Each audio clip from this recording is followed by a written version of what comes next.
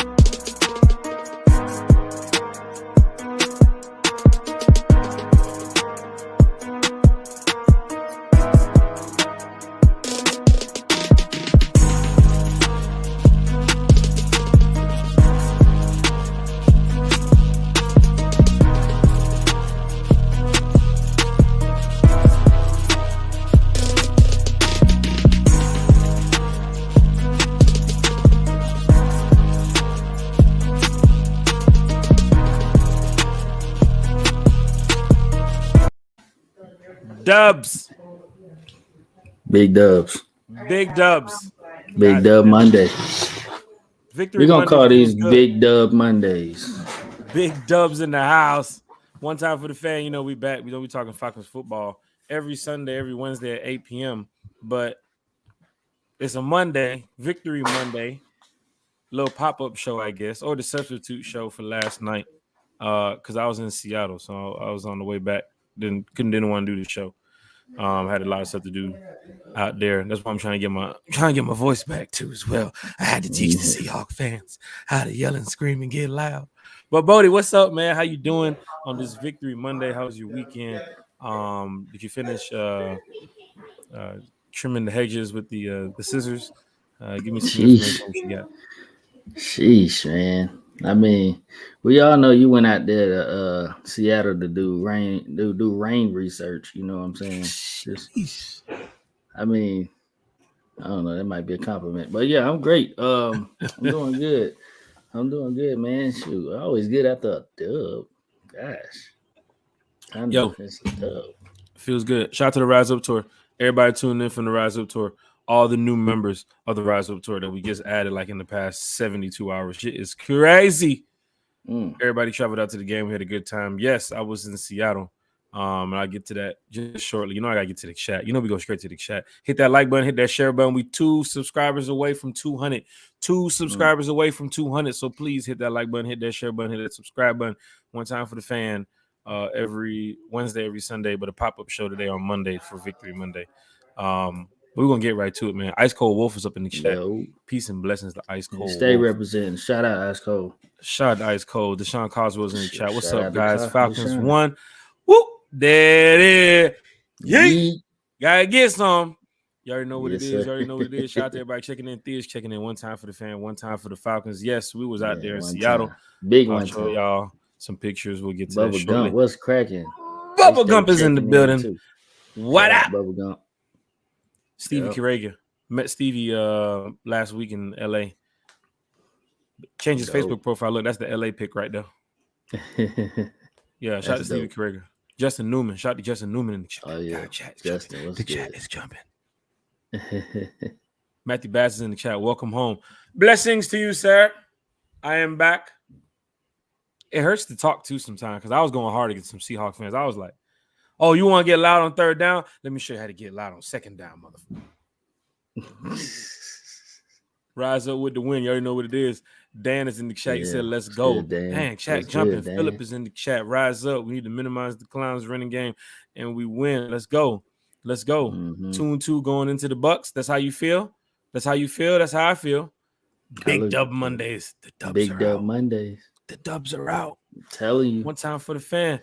Happy what we got? Happy Victory Monday from Lisa Shepard. Jeff Wolf is up in the chat. Bridget Kelsey is up in the chat. Good. We are deep. We are live. We're gonna get lit, man. Tim Riley's up in here. Dirty Bird Nation is here. Let's talk about our Dirty Birds. Victory Monday. This is a special be with you guys tonight talking about the Dubs. Big Dubs. Can't stop this guy right here.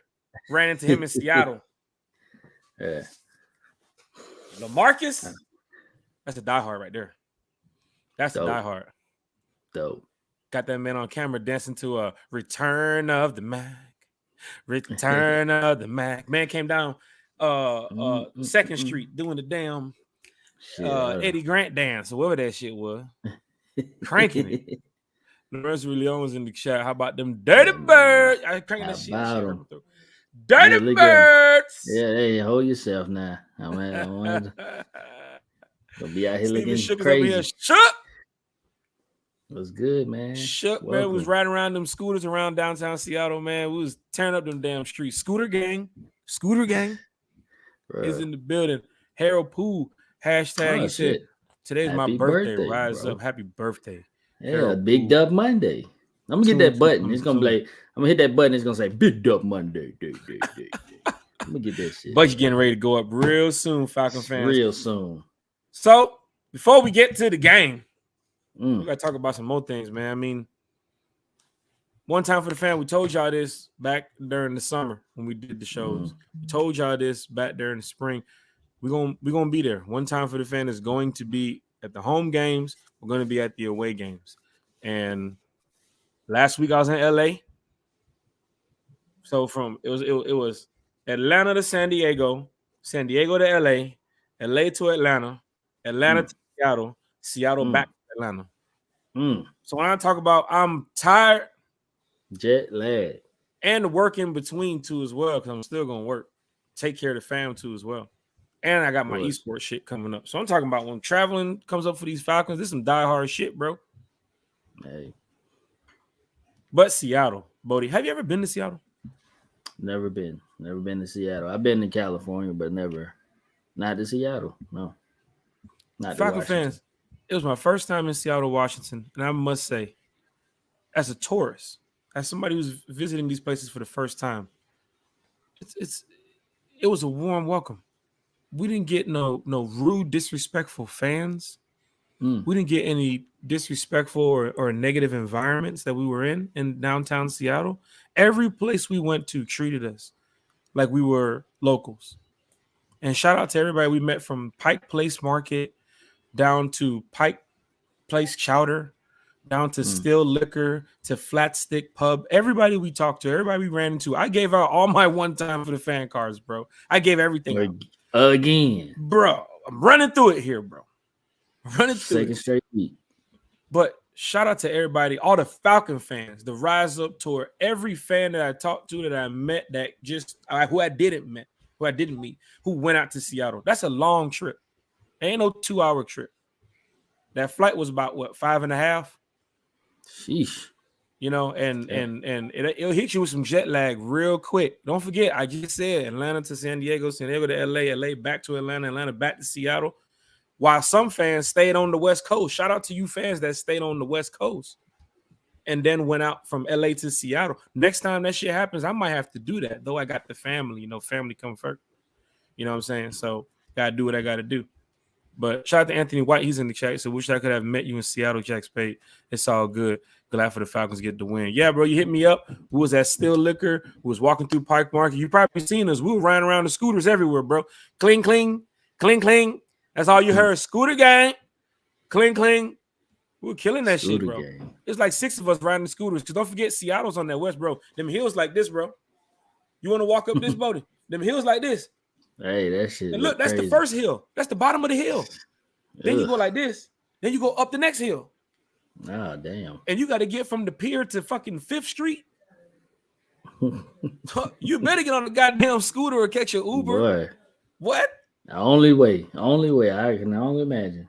And it goes for a big shout out to Adrian Holmes, who told us this information. Remember, we had the podcast with the Rise Up Tour, and we were talking about the things that happen in Seattle and what goes on. She was dead right, spot on every single thing she said. And for me, as a first timer in Seattle, I seen the shit. They walk everywhere. Everywhere. I don't give a fuck if it's 50 miles, 20 miles. I don't give a fuck. They walk. They get off that train. Everybody uses the light rail, right?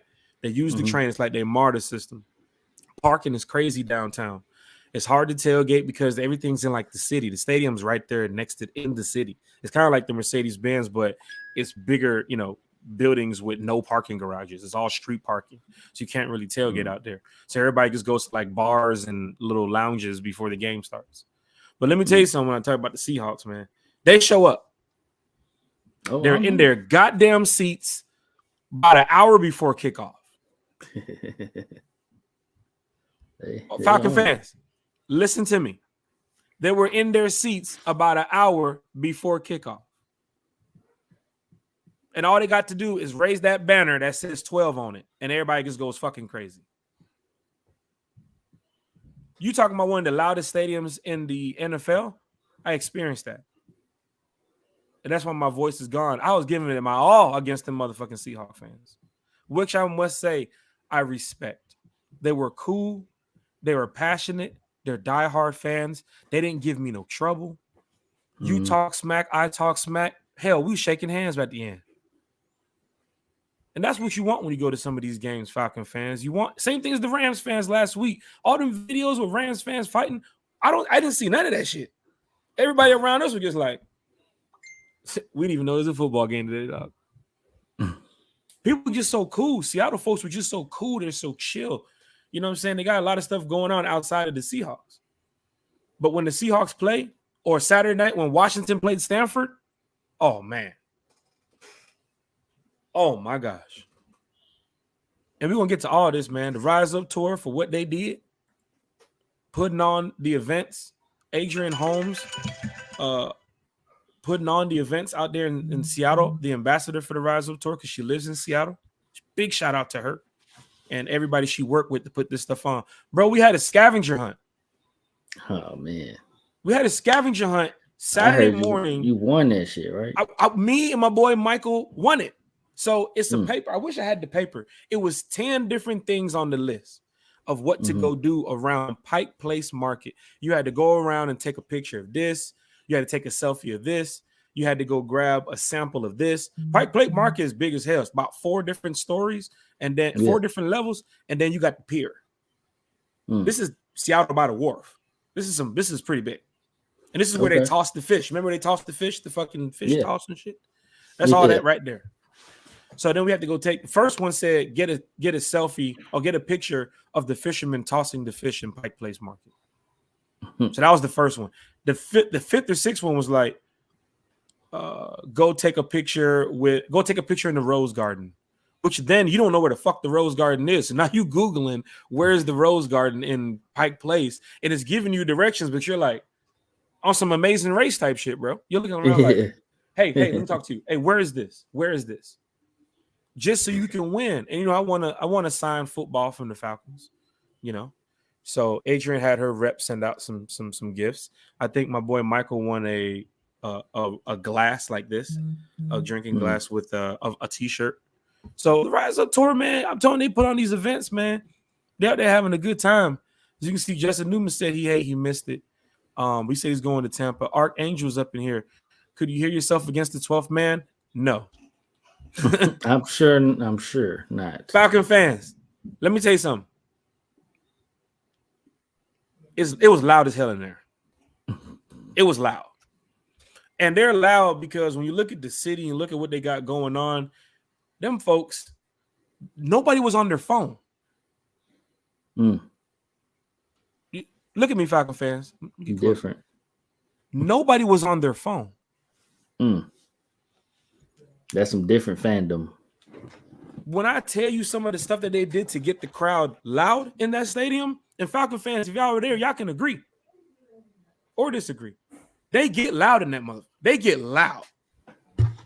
But if the team is not doing what the fans want them to do, then it's my turn to get loud. And I'm one against many. But we loud. Here's the cool thing about Seattle's stadium, right? We were standing up. Fans behind us standing up. Fans in front of us standing up. Fans to the side of us standing up. Most of the damn game. A big play happens. We move. Play happens for us. We cheering. Yeah. Fans over there high five. Hey, good game. After the game, you talking about people coming up to us. Good game. Good game. Solid.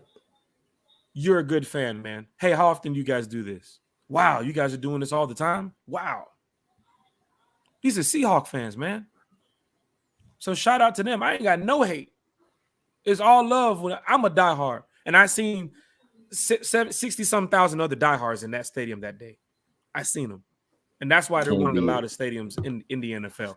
And the Falcons, I hope we do get to that point, because when we do, we're gonna tear shit up in the NFL. We gotta change this fucking culture. We definitely do. You can see from how loud it was in the stadium how it can erupt the game on the field. It was loud, and the way they built the stadium, it bounces off of the left side and the right side of the visiting the home. And then they have the open piece in the middle where the shit just goes into the open air. Bro, it's just so loud. Bro, I was screaming at the end of the game when people left, and I can hear myself echo around the whole stadium. Like, I was yelling out, "Dirty Birds." Like, I was screaming that shit, "Dirty Birds." I was screaming the hell out of that shit. And I can hear my echo from where I was standing, even over there going around the stadium. So just imagine 60 other thousand fans doing that shit. Crazy.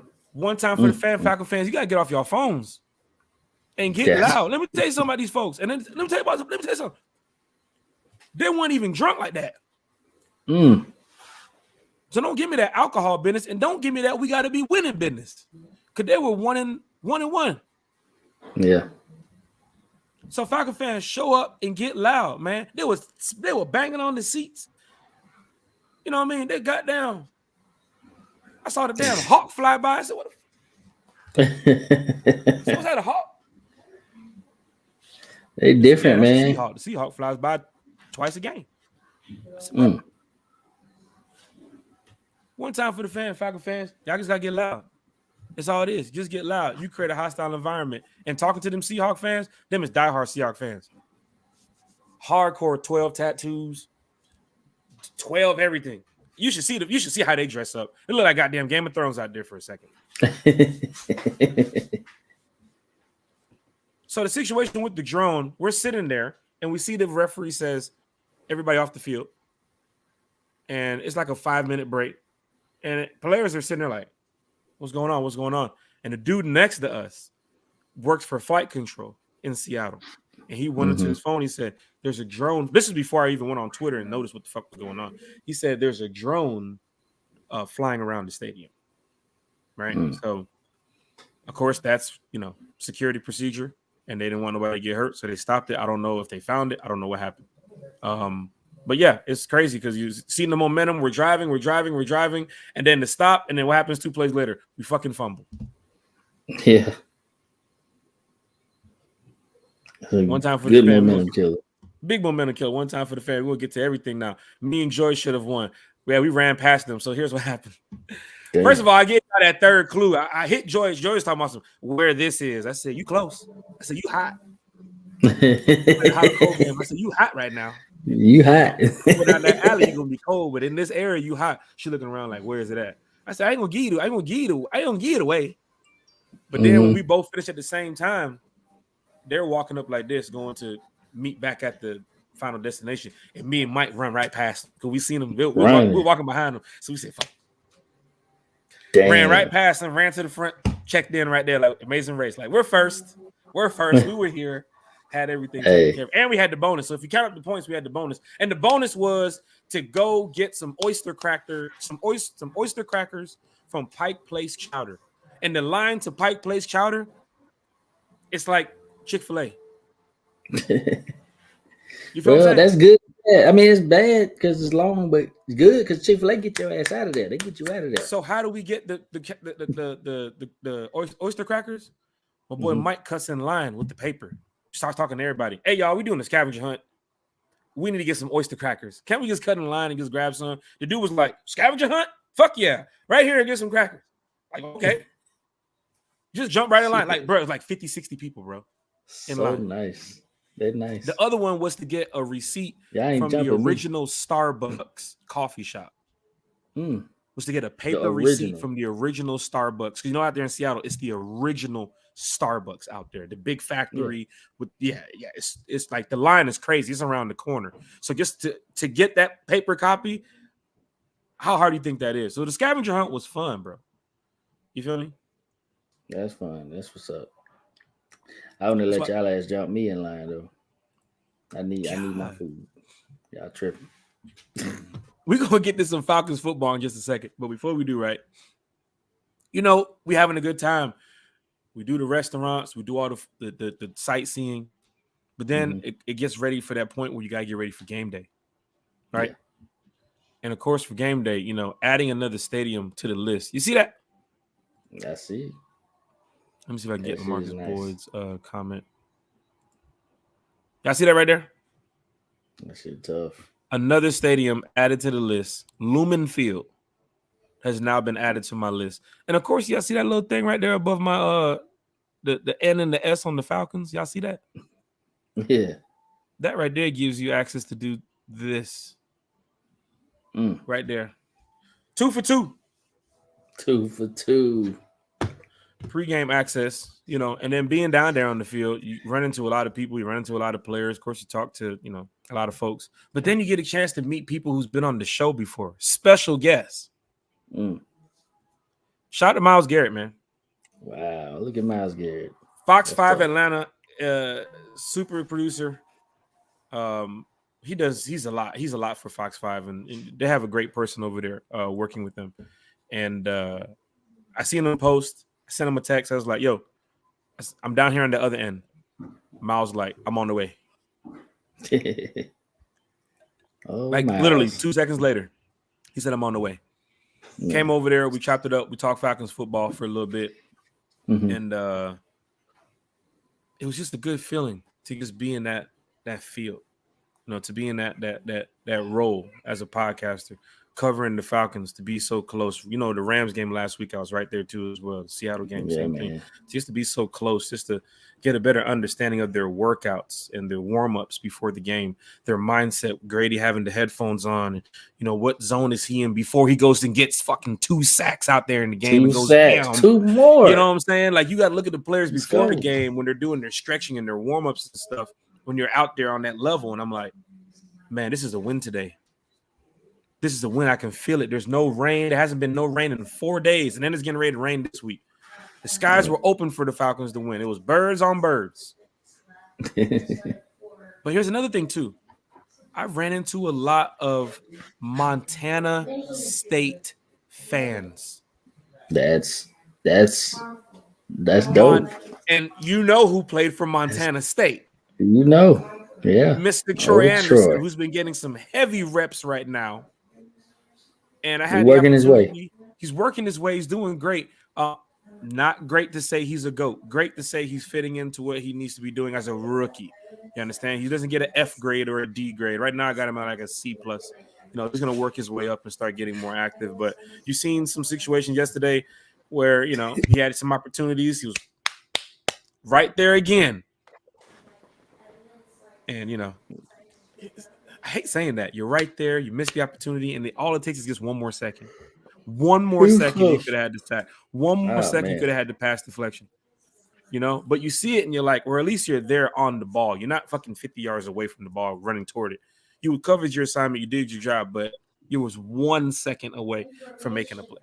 And I've seen it a couple times with Troy, which we saw the black punt with Troy. He's getting his moments.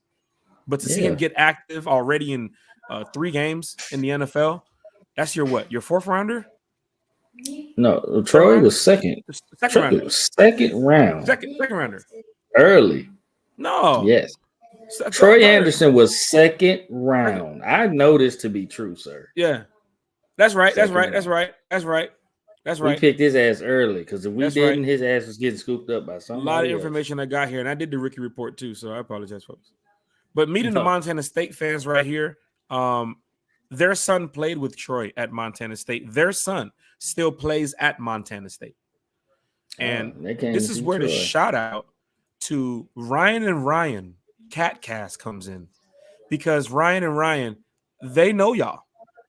And a lot of people I talked to who was there from Montana State, and I'm talking about, it was about a good 10 to 20 people I spoke to from Montana State. And that's pretty big. Dope. And they're all wearing Montana State shirts. That's dope. And the guy who was sitting next to me came over, and I was like, Montana State? Oh. Troy Anderson, friends, family? It was like, yeah. let me talk to you real quick. How you doing? You know what I'm saying? Had to put on that podcast, The Voice, real quick, but I told them about the Ricky report. They said they'll tune in. Hopefully they tune in tonight, and they get a chance to see it. But just meeting the people the Falcon fans that's all over there. That's a good feeling when you go to these games. So I want to give a big shout out to everybody once again who I met, who I ran into over the weekend, Bodie. So that's how my weekend went. Man, When it came to the you having too Falcons. much fun. Too much fun. I gotta hit these games. I'm gonna get there, but right now, we got New Orleans locked in. But yeah, I'm gonna get there. We're gonna hit these games. We got a couple more. We got a couple more things like them. So you said what she could say. I sound like a Baptist preacher. My voice, man. My voice. And I'm telling you, I got footage of it. I had to edit some of it. I was cursing like Oh, I know. they allow that in there. Like, oh yeah, be yourself. For real? Like, yeah. Like, don't say Fuck that. the Seahawks. All right. Yeah. You can say it. Say it I louder. like it. Like, okay. F them. We don't like them. You know what I'm saying?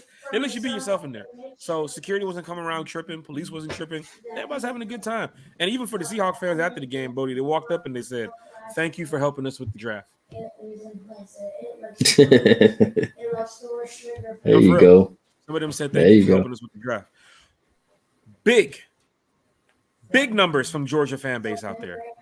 I don't know what's going on out there in Washington. I guess a lot of Georgia graduates work for Amazon and Microsoft. But when I tell you the amount of Georgia jerseys and Georgia's T-shirts that I seen out there in Seattle, oh my gosh, bro! Everywhere you go Dogs, go Dogs. You know I have my shit on. Go Dogs, go Dogs, go Dogs. I'm like, why here go Dogs out here like I hear it in Atlanta? Hey, we travel well too. Lord, we do. We travel well. Good vibes in Seattle. That's what it's all about. Rise Up Tour. Shout out to everybody who turned up to the event Saturday night. We told from the numbers that we had in the group, we told the owner of the club 25 RSVPs. We had about 70, 80, 75 people show up. So once always again, big numbers. Good numbers. Always big numbers. Yeah.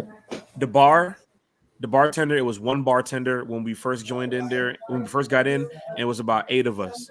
Within the next hour, there was the same bartender, and it was about 30 people. And she's trying to take care of everybody by one time. Sheesh. By the time 9:30 came, all I seen was security. I think the manager was there. Another bartender was there.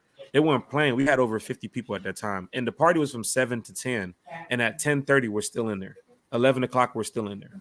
My friend stayed in there till 2 a.m. because it actually turned into a club afterwards. And club folks from Seattle started pouring in that motherfucker. So, party up. Hey, man. That's what's up. Now, this is what everybody's here for. The Atlanta Falcons. Falcons win big over the Seahawks on Sunday. A lot of Falcon fans came to the game thinking, can we win this game? Or are we going to go 0-3? 27-23 was your score. Bodie, we talked about this the last episode before I went to Seattle on what the Falcons need to do to win the game. We mentioned running the ball, and boy, did we. Before we get into the stats and some of the breakdown of the game, just give us your thoughts on what you saw from the Atlanta Falcons, just an overall perspective. Where do I count the ways? I saw a lot of great things. Okay. I'll run down my little list here. All right. CP, the running back. That's the tweet right there. That CP, the running back. Like, this dude is special. And I want to say that I think actually throwing Pitts the ball, scheming to get this man the ball. But you want to sit here, coach want to sit here and say, oh, well, it's not fantasy football. No, motherfucker, throw him the ball. That's the only way you're going to win. He is the weapon. He ain't just he's the weapon. Throwing him the ball, opened that run game up, and we ran it down their throat. CP, the running back, is godly. He's a load to tackle. So I love him. Let's stay with that before we get to your next thought here.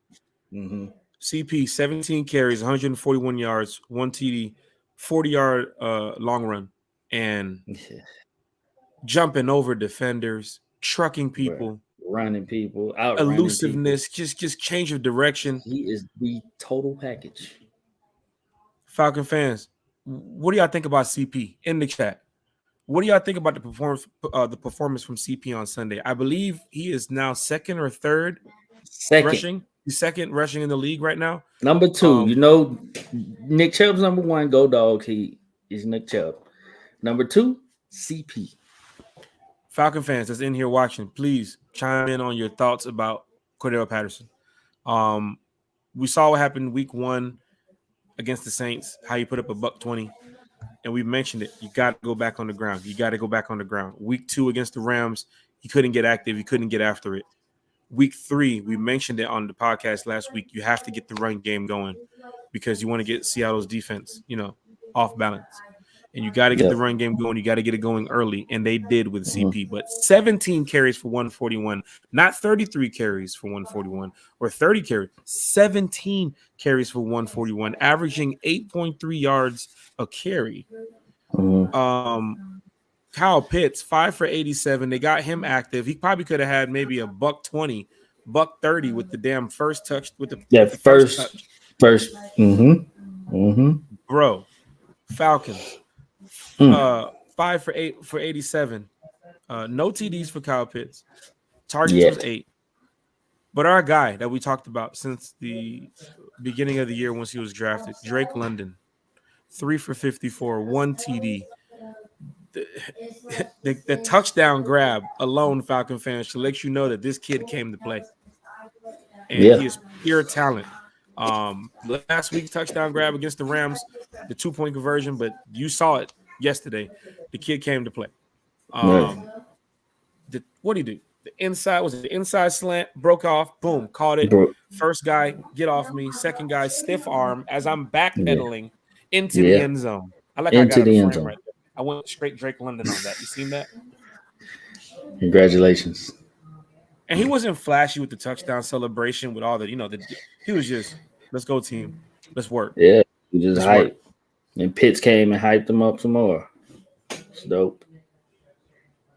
He had great catch. That one catch, he had a big catch. Was it up? I can't remember exactly where, but he had another big catch in that game. London was great. Was great, and he complimented Pitts so well. It was beautiful to see. I'm so happy for them. So that's one thing we're going to talk about tonight, Falcons fans, how he complimented Pitts, but Patterson complimented both of them. Yes. Took so much off of this. Go ahead. I was going to say. No, I just say. A show ago, 2 shows ago, I said this shit. You got 3 dynamic weapons. I know you remember me saying that. Of course, 3 dynamic weapons.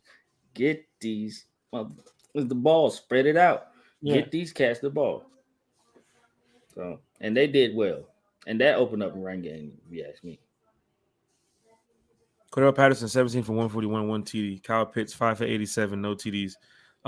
Longest pass was a 28-yard grab. Drake London, 3 for 54, 1 TD. And then you have a sleeper who bailed you out 2 times in the game.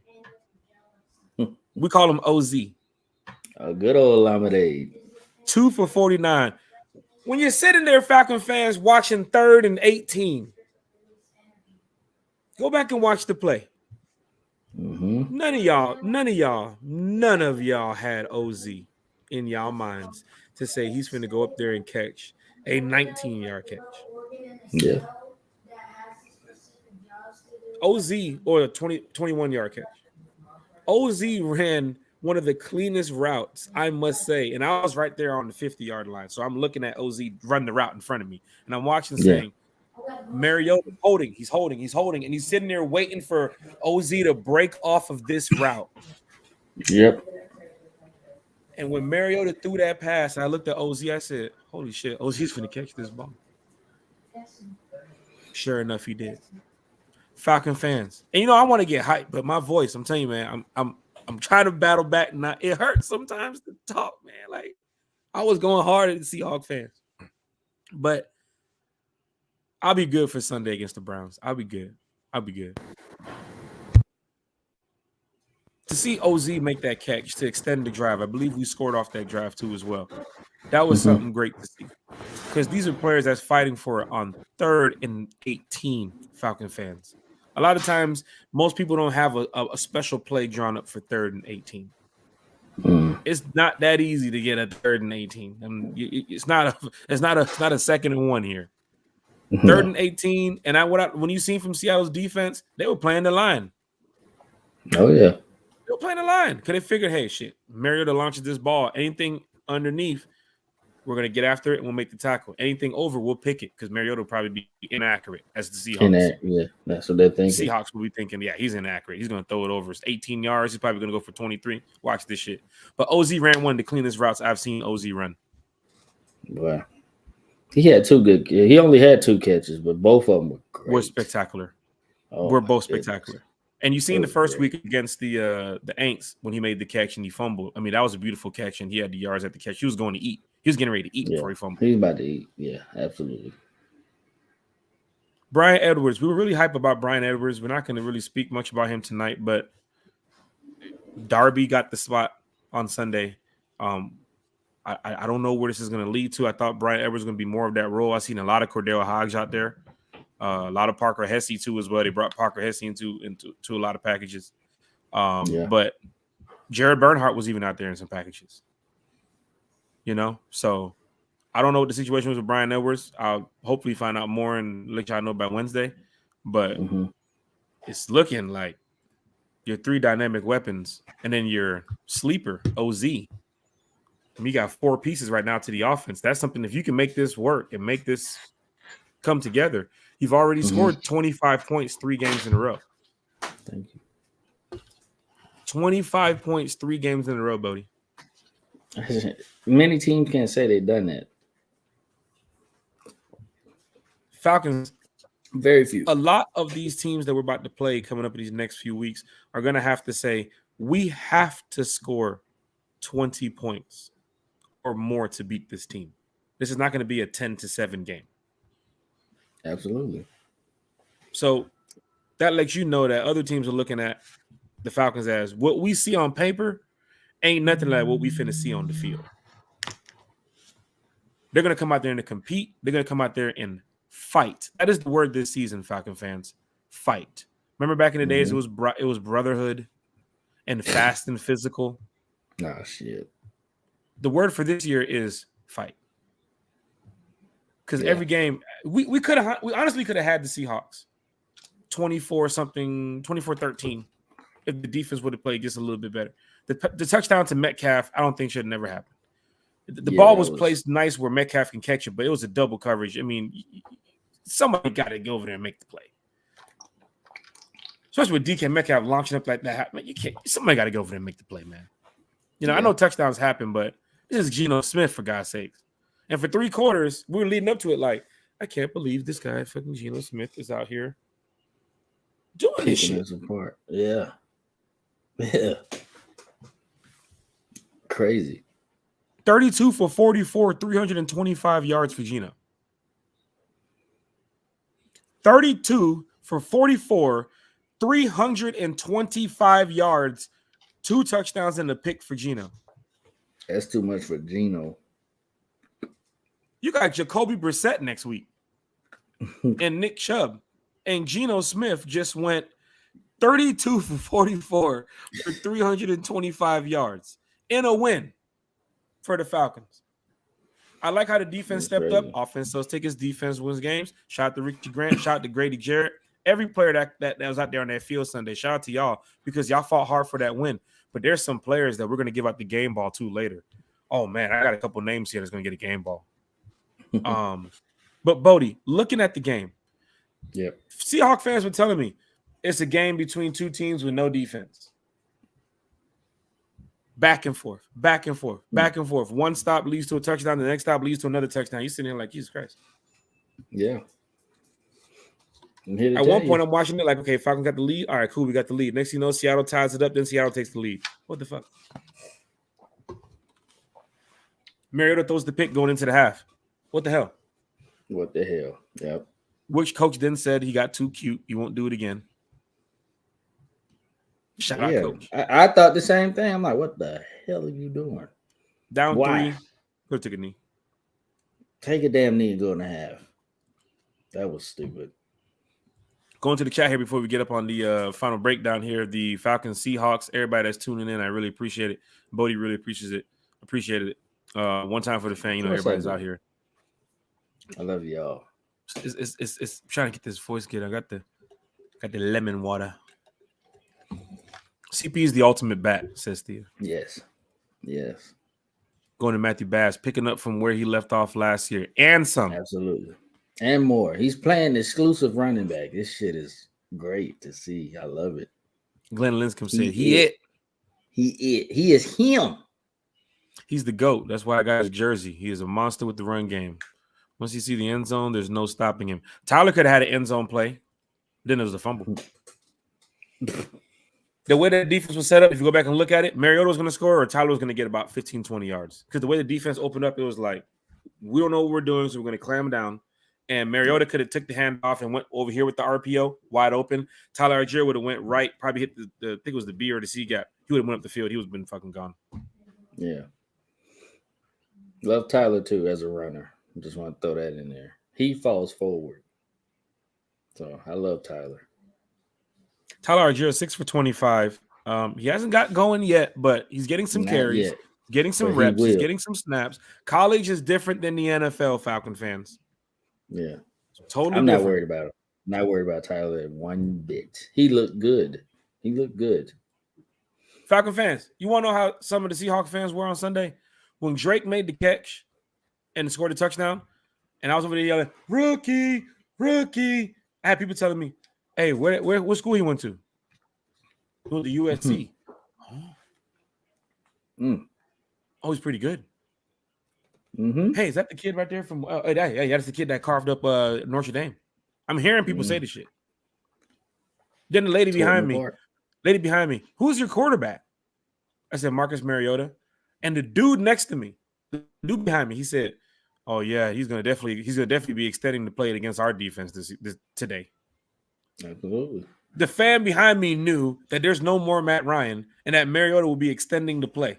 Hey, they did their research. They're fans. These are fans. Did their research. And then the lady behind me, she's a Seahawk fan, but she's like, okay, Mariota. And the guy pretty much is like, he's going to run the fucking ball on us. He's pretty much looking like, it's not Matt Ryan. They got a mobile quarterback. Like, I can't hear you, bro. I can hear you, bro. Crazy. He didn't have a lot of yards, though. He didn't. They kept him in the 7 rushes for 4 yards.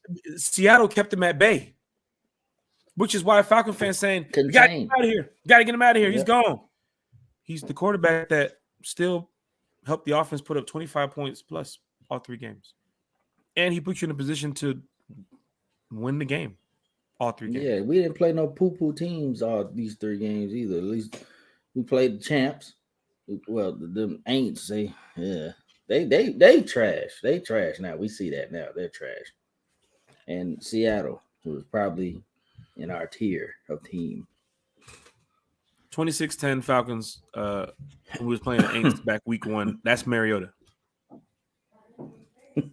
Down 28-3 against the Rams and come back to put yourself in a position to win the game where all the Rams fans are standing up. That's Mariota. It is. Even with the fumbles, even with the interception, even with the mistakes, still Mariota. Yeah. He just got to tighten up.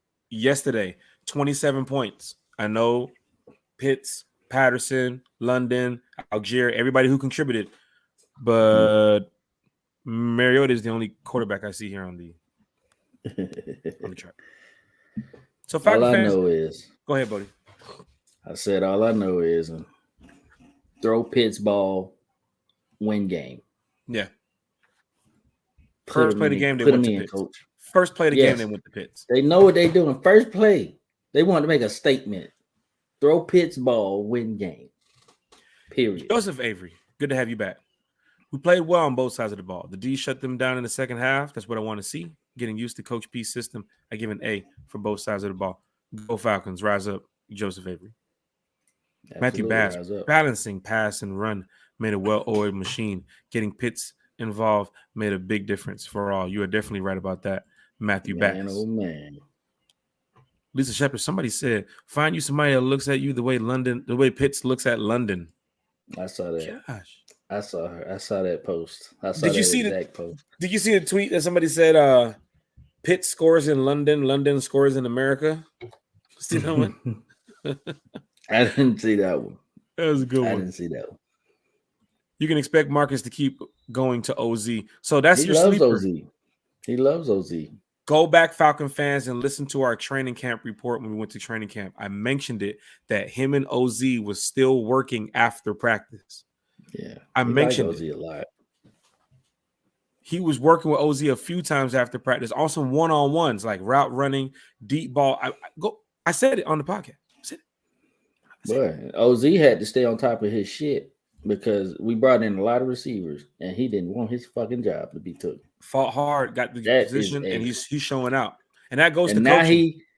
And now he got Bird as an inactive, and damn, Brian Edwards is inactive. I thought Brian Edwards was going to do something 3 games in, and he's looking kind of. The one thing we can say that was unexpected. We got a lot of weapons, okay? We got weapons. Bird was inactive now. Who else you just mentioned? Brian Edwards was inactive. Edwards is now inactive. Darby and Bernhardt stepping up now.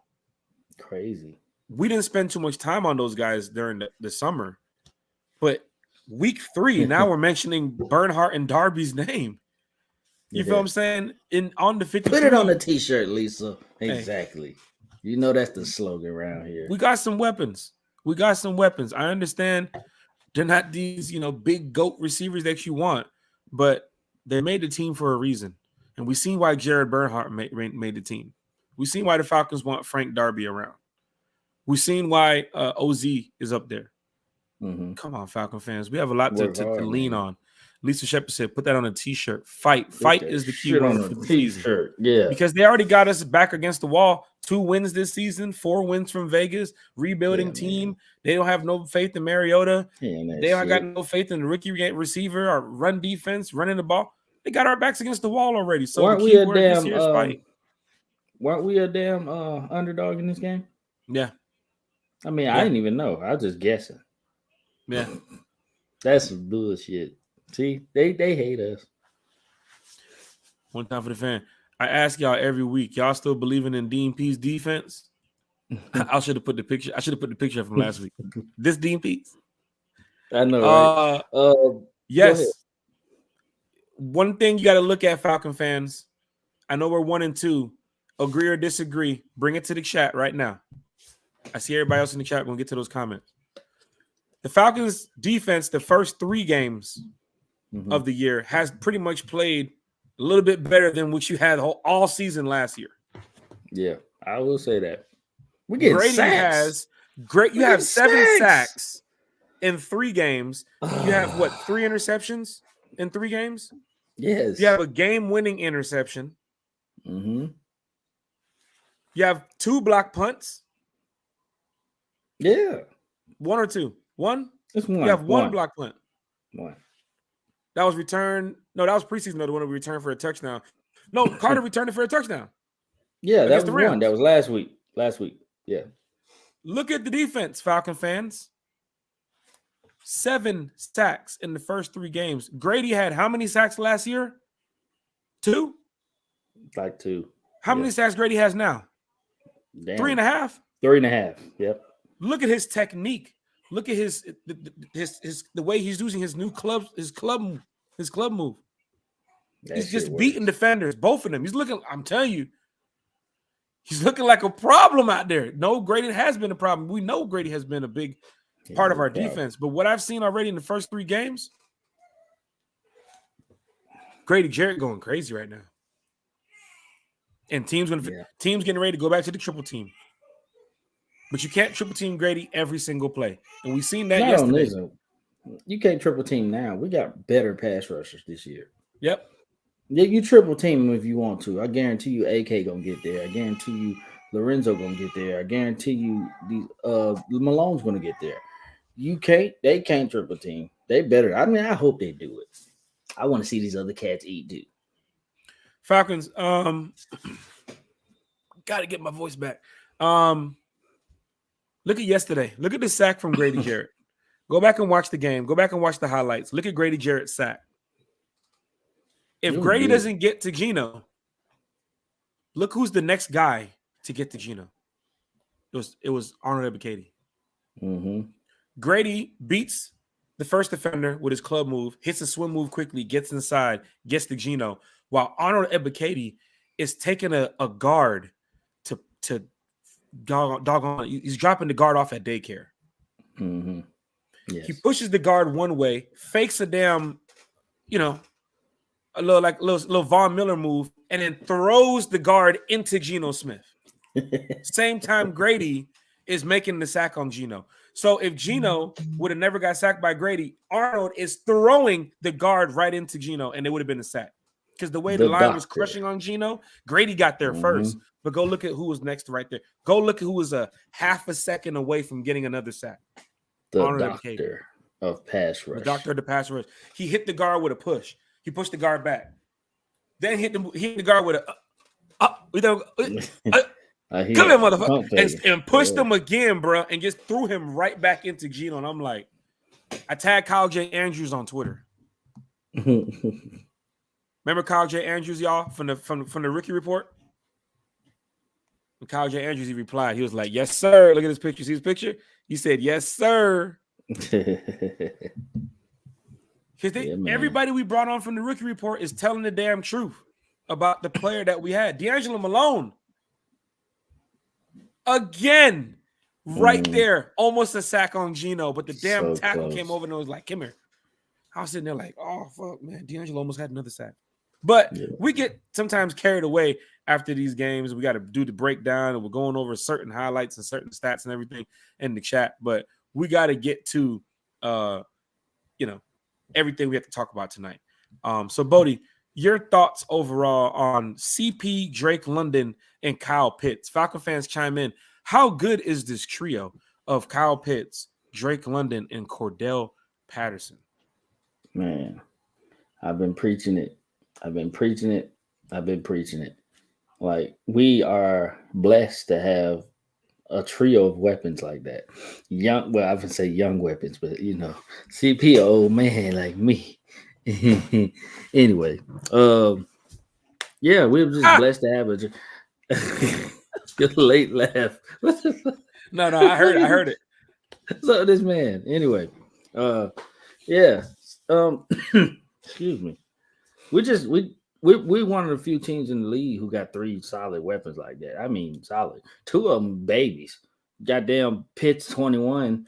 I think Drake is older than him. That's crazy, ain't it? I believe he is.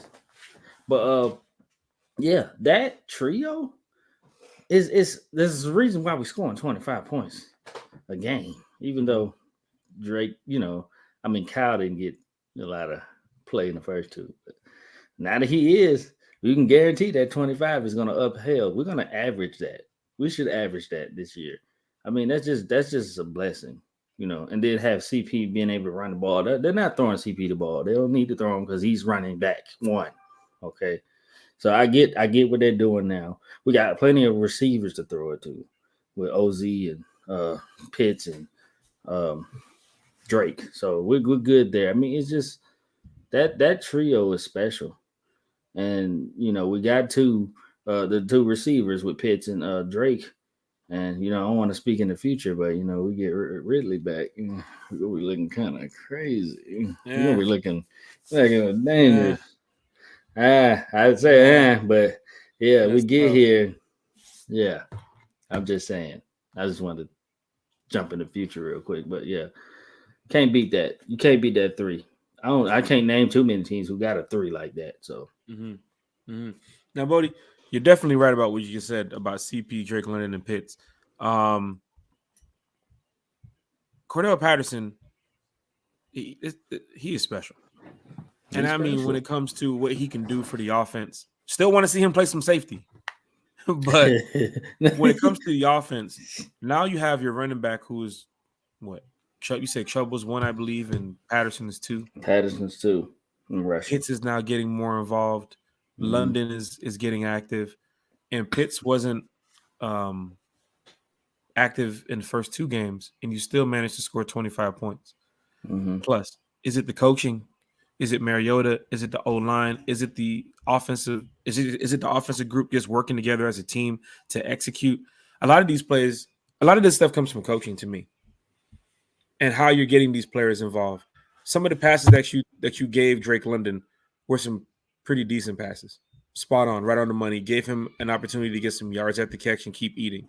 You missed the Pitts pass, but let's go back to that tight end screen to Pitts yesterday when Mariota play action rollout, boom, turned around, quick hit straight to Pitts, and Pitts was wide open on over there on the other side. Boom, caught it, went up the field. You almost scored. Yeah, but you're getting him involved more, and that's good to see. Patterson, for most people that knew Patterson from last year, knew how much of a receiving threat he was, and now you see him running the ball. Now teams are like, holy shit, if we don't stack up against this run, what's going to happen? And then here comes Mariota now with a little, oh, they're going to stack the run. Yo, Drake. Yo, London. Yo, Pitts. OZ. Even call out OZ. Bruh. You saw some good things to see yesterday, Falcon fans. I know the back and forth battle was going on, but look how we finished the game. The defense stood up. They've pushed the Seahawks back after they got to the goal line, the red zone. They pushed them back. And they continued to push them back until the game was over.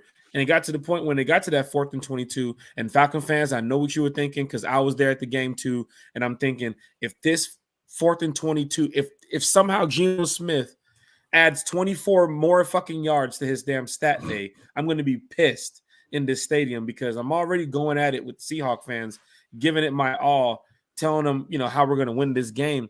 And then the fumble, they're driving, and I'm sitting here like, don't do this shit to me. This shit is a 5-hour flight.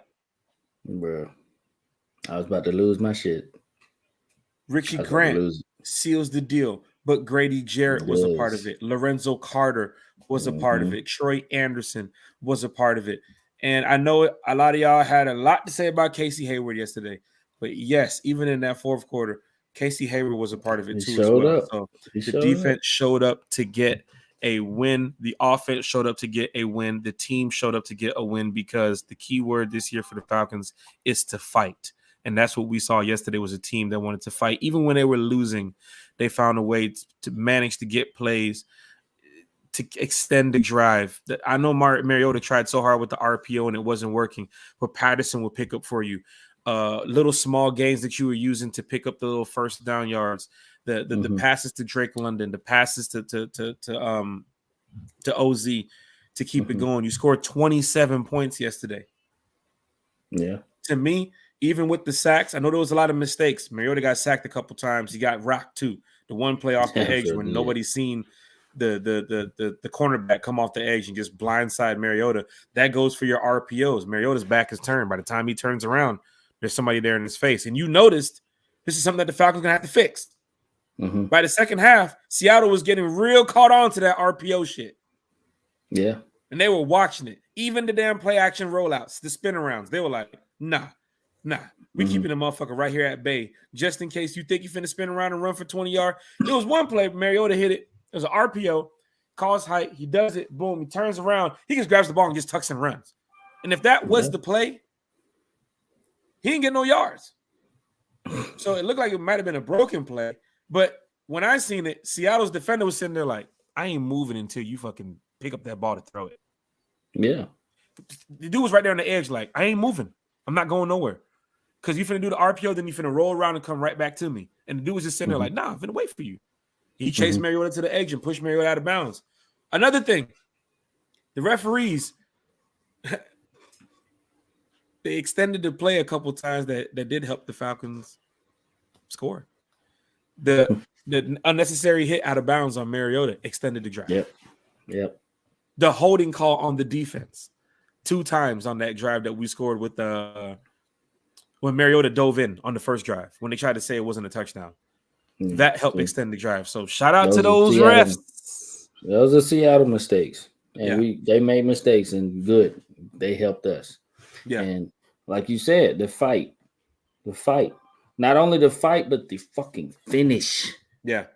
The finish. Yeah. That's probably the most important. You finish the game. 4 quarters strong. You finished it. You locked it up with your defense. You did what you had to do. That's what got me riled up. Is that they finished.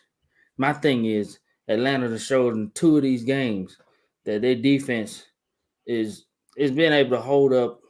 I know the first game we started off great defense and then fell flat. Mm-hmm. Second game we had to come back. We stopping them, mm-hmm. and we was coming along. Defense held up. We still lost, but there's that. Mm-hmm. This game was up and we stayed up. Mm-hmm. And we even when we was down by just a couple of points, but we came back to score. Came back we came back to score in the end. Yeah, came back to score in the end. Stayed, and the defense held. I wish that defense would hold like that the whole game. We don't know how to cover tight ends. They had Will Dissly, Noah Fant, and some other motherfucker. I don't even know his name was catching the balls all over us. Buddy with the hair, man. Yeah, the tight the end, hair. Whatever his name is. But last week you looked at name. You covered Cooper Kupp, you covered Allen Robinson, and there goes Tyler Higbee eating. You covered DK Metcalf, you covered Tyler Lockett, and there goes whoever this. I have no idea who this guy is. And even the Seahawks fans behind me was like, who was that? Exactly. You letting a nobody, I would say a nobody, but like a nobody we know eat. Tight ends were eating. Mm-hmm. That's a problem. Mm-hmm.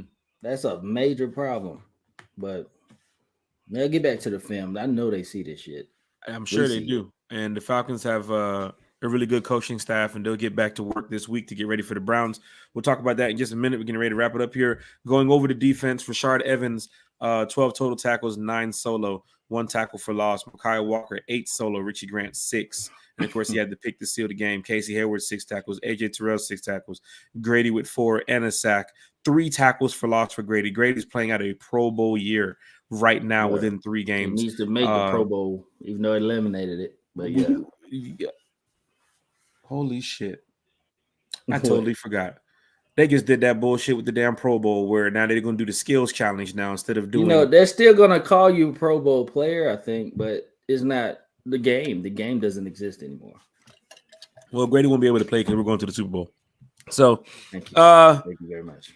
Troy Anderson, 3 hits, 3 tackles. Jalen Hawkins, 3 tackles. Lorenzo Carter, real quiet yesterday, but he had a lot of pressures. Lorenzo Carter, he was able to get off the edge and work that left tackle. A couple of times I've seen him on the left and the right side. Same like Arnold. I've seen Arnold on the left and right side. Seen D'Angelo on the left and right side. So I like how they're switching up and they're giving the offensive tackles a little bit more to work with. Ogundeji is a long, lengthy type of pass rusher versus Arnold was like a bull rusher to come knock you in the mouth. Carter has technique and a little bit of skill out there.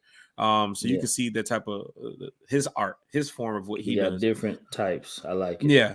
And then you see with D'Angelo Malone, we haven't really seen him unleash yet, but we heard from the rookie report and hearing what he's done in Western Kentucky, he's a slammer. He's a thumper. He wants to hit you when the ball goes that way and your damn helmet goes the other way. So, which I thought that was going to be a 15-yard on the Mariota hit. Went back and I watched the game. It was a clean enough tackle because Mariota kind of fell into it. He was like, okay, he sees it happening. But if Mariota was more standing up, they probably would have called it 15 yards. But it doesn't make a difference. We won 27-23. Defense played well. Offense played well. Young Hoku, 2 for 2 with the kicks yesterday. Nothing blocked. Nothing missed. God. So that was good to see. Falcon fans, I'm glad that y'all in here. We love talking Falcons football. We'll go to the chat. Bodie, 10 minutes. 10 minutes, Bodie. 10 minutes. Yeah, 10 minutes. 10 minutes. All right, let's wrap it up here. Coach Smith, why you call that pass play before the half? I don't know. I have no idea. And Coach Smith said he got too cute, but he said he won't do it again. Damn right, Coach. Leandro Bailey said, nigga, keep going live until 4 a.m.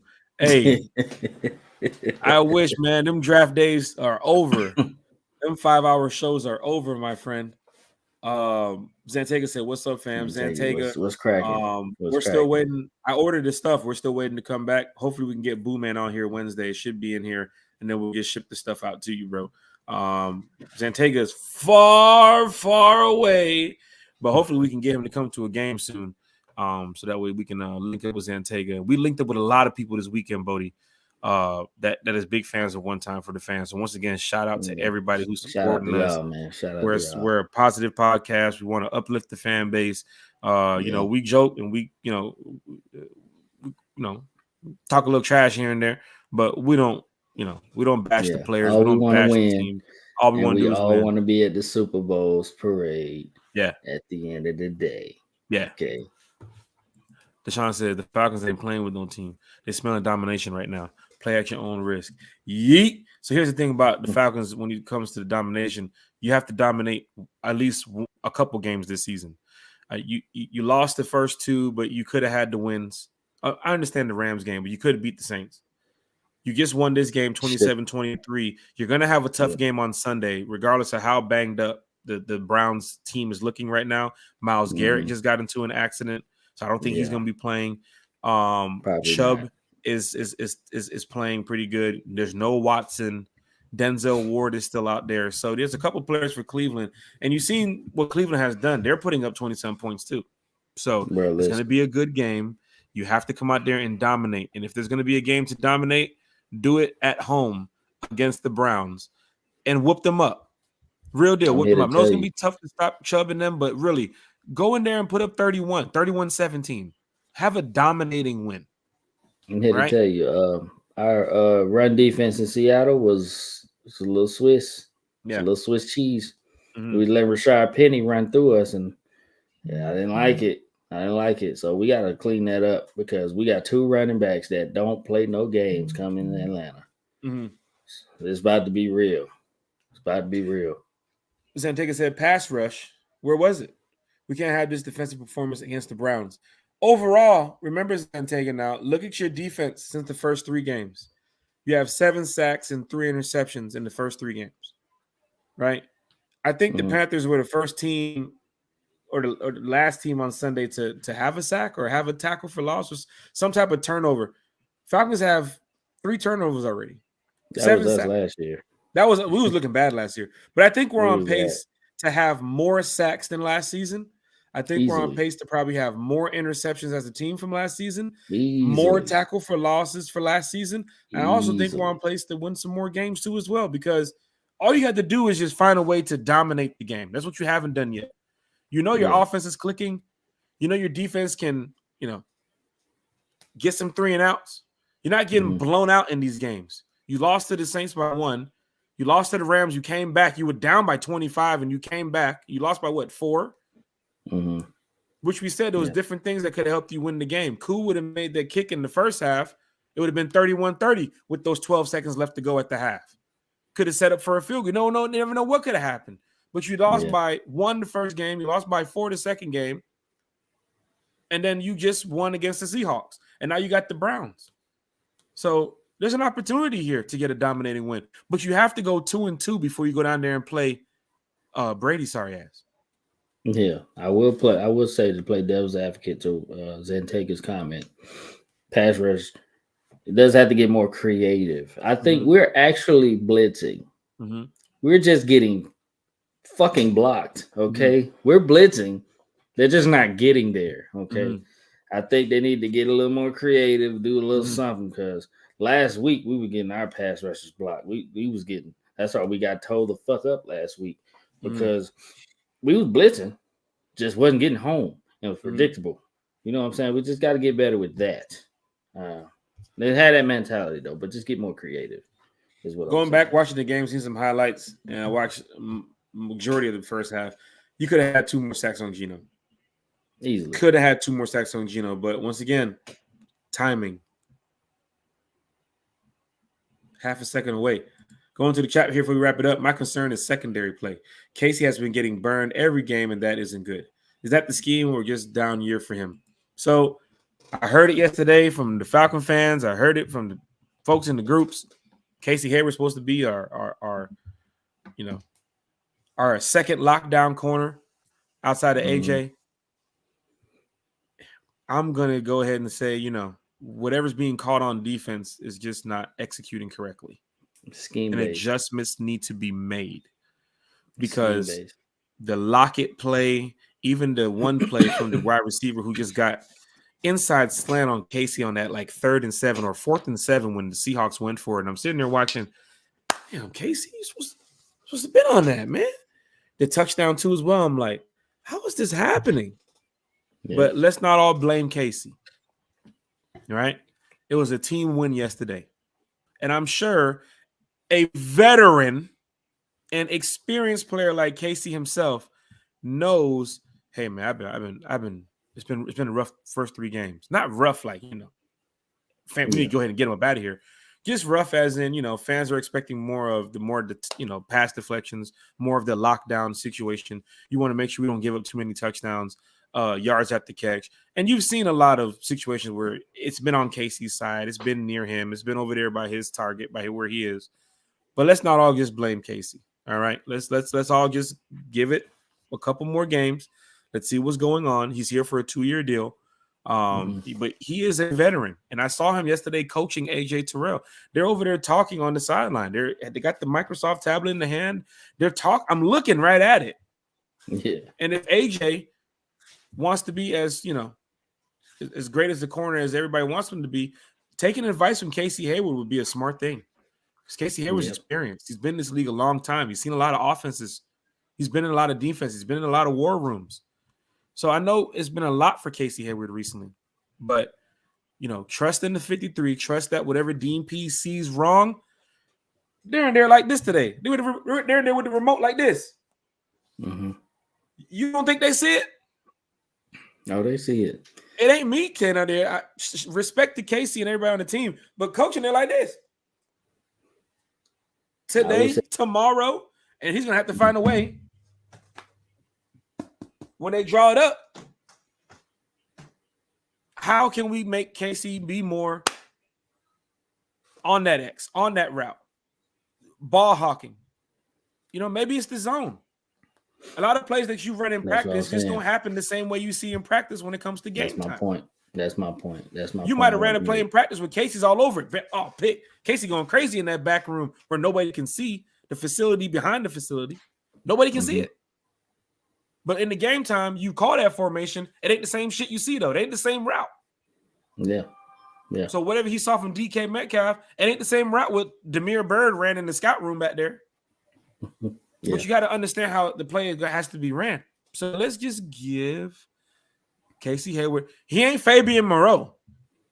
No, he damn sure ain't him. He ain't Kendall Sheffield. My 2 cents. My 2 cents on that real quick. Mm-hmm. I just want to say Casey's 33. Mm-hmm. He's learning a new scheme, and it's week 3. My guy will get there. Okay. Mm-hmm. He's got to learn what his guy's gonna do in a situation. He's got to learn what he needs to do in a situation. The first 3, 4, 5 weeks you learning. Then once we see, we'll get on that roll. Casey will be on point. Everybody will be in click. Like, you have to learn. Like, you got to learn. A lot of these cats, like you said, practice. You can do some stuff in practice. But when the game comes, the game is there. Mm-hmm. You got to learn through the game. It's just, he's going to learn. He's 33 and he's learning a new scheme. He's going to be fine. And we're going to get it rolling. It's early. It's early. So there's no panic, Zentega. No panic at all. My guy is going to get it. He's going to get it. Zentega, awesome. AJ has also been tested and seems to be getting his mojo back. Oh, yeah. They're targeting AJ too. The teams are going at it. It's the beginning of the year. We'll find out week 7, week 8, who is who. Mm-hmm. We'll find out around that time. Is Casey Hayward one y'all want to bring back, or should D. Offer? D. Offer's been getting some PT too. Yeah. And Mike Ford. Mm-hmm. But it was a team victory yesterday. Let's lean on the team victory. Let's have a drink. Let's all relax. And let's say, hey, y'all, we 1-2. But go around the NFL standings in the NFC and look and see how many other teams are 1-2. Yeah. There's opportunity here, Falcons fans. And please don't sit there and say, we want the Bears to win. Yesterday, I heard a Falcons fan say, man, we need the Bears to win, Justin Fields. No, we don't. The Texans are playing the Bears. The Bears are in the NFC. The Texans are the AFC. You want the Texans to beat the Bears. Thank you. We just won. We want every other NFC team to lose if they're playing against the AFC teams. Exactly. Hell, and if they're playing against the NFC team, we want them to tie. Damn right. But when we win, every other team loses. From the rivals to the ones above us in the wild card. Sack-wise, yes, but coverage-wise, looks like a down year. Zantega, you're a true fan. Let's wait it out. Week 3. How you feel about the win yesterday, brother? Very surprising. Not quite shut down, but we're getting there for sure. Well, you know, the defense sure wasn't shut down. It wasn't a shutdown. It was a back and forth game. I'm here to tell you, we was getting picked the fuck apart. Okay. Yeah, 325 yards. He picked us the fuck apart. Okay. Yeah. But yeah, we just gotta fix it, man. We gotta fix it. We're getting there. Week 3. Shout out to Rick Carter in the chat. Rick, is this your first time here? Shout out to Rick. Man, this defense Rick. is wild. I love it. Yeah.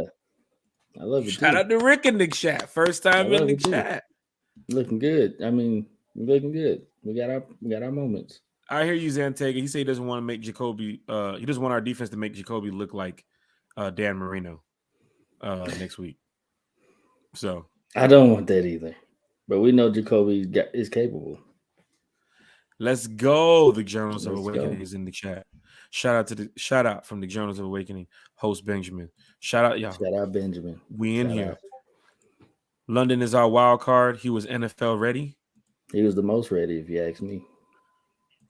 Do you think Coach Smith got Pitts more involved because outside noise or because he schemed him into the game plan? Will Pitts be more involved in the future, or was this a one and done? This is your future franchise tight end. This is your future Hall of Famer. It's never a one and done with Pitts. But it's 2022. To say that coaches and players and everybody's looking at social media all day and finding out what's going on, I'm sure a lot of them hear the outside noise. A lot of people were talking about Kyle Pitts. But who's in the room with the coaches? Raise your hand. I'll wait. And this is not like a jab or a diss or anything. This is just straight up. We don't know how they're planning and scheming when they do Kyle Pitts. I guarantee you Kyle Pitts probably has a playbook in there. If I was Dave Rigoni, I would want my best player to have his own plays. Same like Patterson. Absolutely. But some plays just don't work. I understand Thomas is getting these couple targets in New Orleans and Metcalf got these targets. Some games it is, some games it ain't. But guess what, though? Falcon fans, you went into Sunday knowing that the Falcons were going to go to Pitts because we were playing Seattle. The 2 games everybody we didn't go to Pitts, y'all came. I saw y'all on Twitter and social media. Pitts gonna have a big game today. Big game. Why did y'all think that? Because of Seattle's sorry ass defense. But you knew what the defense was week 1 and week 2. So maybe the plan wasn't for that. I guarantee you Pitts is going to get active against Cleveland on Sunday. Yeah. Because outside of Denzel Ward, who else did they got in their secondary? Who else did they got for their linebackers? Not a nail, nutter. They're getting smoked too. I've been watching their games. Falcon fans, there's an opportunity here for the Falcons to really work Kyle Pitts going into these next few weeks. And I think they're going to do it. But I do think they did have plays in week 1 and week 2, and they just decided, hey, look, if Pitts is like a damn decoy at this point, because there's so much riding on Pitts when he gets out there on the field. He's like Julio when we had Julio. Now you got people over there like, shit, we can't leave. We can't one-to-one this guy. Hey, I need, come on. Now you got defenders over there like this and shit when they see Pitts out there. So being up 16 points against the Saints and Pitts only having 2 catches, coming back from 25 and Pitts only having what? 1 catch? Or what was he had? How many catches he had last week? 2 catches? He had 2 last week too. Yeah. Versus this week, a nice win against the Seahawks. And the first play of the game, you almost gave him a 70-yard pass. It's going to come into rhythm. It's going to come into rhythm, Falcon fans. It's a rhythm. It's a rhythm, how it works. CP, same with him. And he's getting a lot of the yards because Damian Williams is not in there to split the reps right now. And Tyler's getting some reps, but when Damian gets back, you're going to see CP probably catching with some more passes. But CP playing running back, 30-something years old. I'll take it. My thing is with that, I'm gonna say something about what we just talked about too. But my thing is with that, don't stop what's working. Don't stop. If it ain't broke, don't fix it. I'm sorry, Damian. We'll work you in, but we feeding CP the ball. That's what need to be the mentality. I know Coach want to be like, I don't know if he's a. Would you say Coach is a player's coach? Yeah. Or would you say he's like a? I think he's more of a player's coach. I don't know if he want to work Damian or go back to their original plan, but no, you do what the hell is working, and what's working is getting CP about 17 to 20 carries a game. He is killing it. If it ain't broke, don't fix it. And then I'll go back to what we were just talking about. What Zentega said about Coach Smith. I say it again. It's week 3. Coach is learning. He thought the decoy thing would work. I'm just going for. I mean, the only thing that makes logical sense to not throw pitch the fucking ball for 2 weeks is okay. We're gonna spread it out. But I'm here to tell you, I love Mariota, but he ain't the type to just spread you out and pick you apart. That's a Matt Ryan thing. Okay. I don't know if he had that in his head of what Matt was doing last year, but Matt will get everybody some. Everybody. You see with Mariota ain't Matt. He's not Matt, but you see with Mariota, he's not putting up 350-yard game right now. No. And he's putting up 25. He's helping the offense put up 25 points in the past 3 games, right? So check this out. Look at some of the plays he's using to get the first down. He's running RPOs. He's even running for sometimes 1 or 2 yards. Yeah, not like a play breakdown, a designed RPO where he takes off. Yeah. The running game has been pretty decent. The run to be second in the league in rushing for CP, your run blocking got to be pretty damn good. To be second in the league for CP. Drake London leading rookie receivers. He's not flashy, Mariota, but he's finding ways to continue the drive to help the team win. And he puts you in a position, week 1, to win the game. Defense folded, things happen. I don't want to hear, we should have scored another touchdown. Before he fumbled week 1, we was in a position to score again. Before Zacchaeus fumbled, we was in a position to score again. So add that to your list too as well. The Rams game, down 25 in 2 quarters, came back on the champs on a road game and put the Rams fans sitting down on 4th down. Like, I can't believe this shit. If he scores his touchdown, the game is over. They're losing. Exactly. And then you go to Seattle now, 0-2. Seattle's 1-1.